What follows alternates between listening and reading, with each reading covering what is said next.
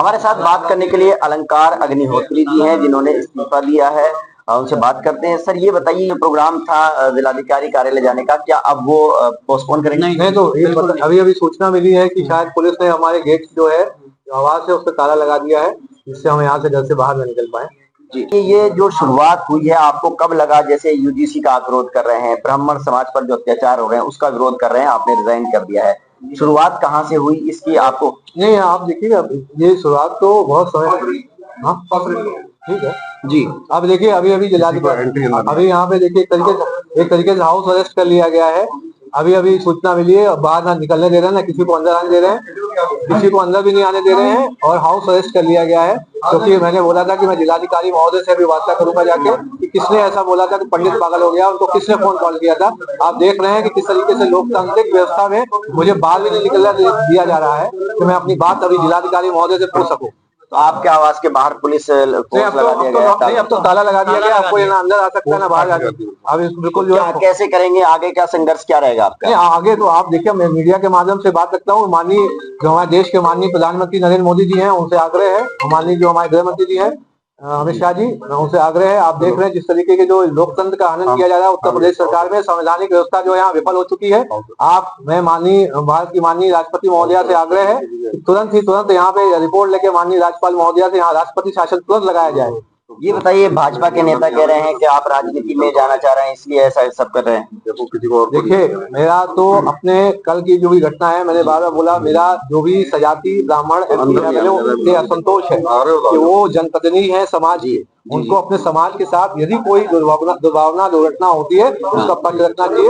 वो नहीं बोलते हैं तो कौन बोलेगा? इसलिए हमने अपना विरोध दर्ज कराते हुए अपना इस्तीफा दे दिया। तो अभी क्या ब्राह्मण समाज के लिए काम करेंगे? नौकरी तो छोड़ ही दी आपने। नहीं, देखिए, अब तो हम समाज के लिए हम वैसे ही अपने आप को अर्पण कर लिया है। कल की जो घटना हुई, जब से ये बोला गया कि साला पंडित पागल हो गया है, इसके लिए मैंने बोला था मैं जिलाधिकारी कार्यालय जाऊंगा और उनसे खुद प्रश्न करूंगा। लेकिन अभी अभी सूचना मिल रही है कि पूरी तरीके से लॉक कर दिया है, जो भी टीम अंदर है और बाहर सबको बंद कर दिया गया है, और मैं बाहर ताला भी लगा दिया जिससे कि मैं बाहर ना निकल पाऊँ। कल से अब तक ब्राह्मण समाज के लोगों ने बात की होगी, किस किस संगठन का समर्थन आपको मिल रहा है? नहीं, अरे पूरे राज्य और पूरे 6 से 7 राज्यों में जो हमारे हिंदी स्पीकिंग जहाँ हम लोग बात करते रहते हैं, सभी से काफी समर्थन मिला।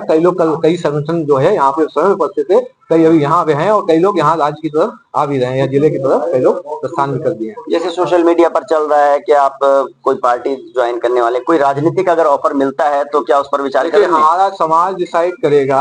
हमारा समाज जो सवर्ण समाज है, सामान्य वर्ग के, और जो हमारे जितने भी ब्राह्मण सभाएं हैं, वो डिसाइड करेंगे आगे हमारे समाज को कैसे दिशा देनी है। आप क्या? ये तो संवैधानिक तंत्र विफल हो चुका है, आप जानते ही हैं। मैं जो फिर से मैं कहूंगा महामहिम राष्ट्रपति महोदया से, भारत के जो हमारे माननीय प्रधानमंत्री नरेंद्र मोदी जी से, और भारत के जो गृह मंत्री हमारे माननीय गृह मंत्री जी हैं अमित शाह जी से, मैं निवेदन है मेरा, किसी से कोई भी किसी भी व्यक्तिगत किसी से भी ऐसी कोई दुर्भावना नहीं है। आपसे निवेदन है, आप हमारे प्रदेश में बनारस से माननीय सांसद जी हैं नरेंद्र मोदी जी, आप प्लीज इसको देखिए। इस समय संवैधानिक तंत्र विफल हो चुका है, कैसे आप प्लीज एक SIT तुरंत गठित करते हुए प्लीज आपसे निवेदन है कि वो 7:30 से कल शाम को 26 जनवरी 2026 को शाम 7:30 से लेकर 7:45 के बीच में किस व्यक्ति से जिलाधिकारी महोदय की वार्ता हो रही थी?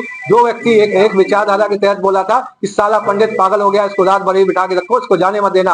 वो तो भला हो, बजरंगबली का आशीर्वाद था कि वहाँ पे जो हमारे सचिव साहब जो है दूसरे कमरे में दीपक पांडे जी मौजूद थे, और मैंने 7:44 पर उनको कॉल किया और बताया कि मीडिया में तुरंत मैसेज दे दें कि मुझे यहाँ पे बंधक बनाने का आदेश जारी हो गया। ये घटना जो हुई, जब आपने सोशल मीडिया पे अपने इस्तीफे का पोस्ट किया, उसके बाद क्या जिलाधिकारी महोदय ने आपको आवास में बुलाया? जिलाधिकारी महोदय ने मुझे आवास बुलाया था, अलग अलग तरीके से परसुएट कर रहे थे, प्रलोभन दे रहे थे कि अभी 4 दिन बाद हम आपको रिलीव करा देंगे, अभी रुक जाओ अभी। अच्छा, फिर उन्होंने बोला नहीं 3 दिन ही रुक जाओ, फिर बोला 2 दिन ही रुक जाओ। अरे छोड़ो, आधा दिन की छुट्टी ले लो। वो चाहते तो मैं कुछ ऐसा लिख के दे दूं कि जैसे ही मैं लिख के देता तो तुरंत वो एक कार्रवाई किसी भी फर्जी आरोप में मुझे सस्पेंड करके एक जो ये हमारा जो इस्तीफा है इसको दरकिनार करने की कोशिश। अभी एक नोटिस लेकर आए थे जिलाधिकारी के यहाँ से, क्या था वो और क्या वो मुझे भी पता नहीं, मैं आप तो मीडिया से बात कर रहा हूँ। बता रहे हैं कि जो आपको निलंबित किया गया उसके निलंबन के जो सुनियोजित साजिश के तहत उनका एक प्लान था पहले, जो विफल हो गया। उसके बाद आनंद फानंद ने देर रात निलंबन एक आदेश जारी किया, जो मुझे सोशल मीडिया के माध्यम से मुझे पता चला।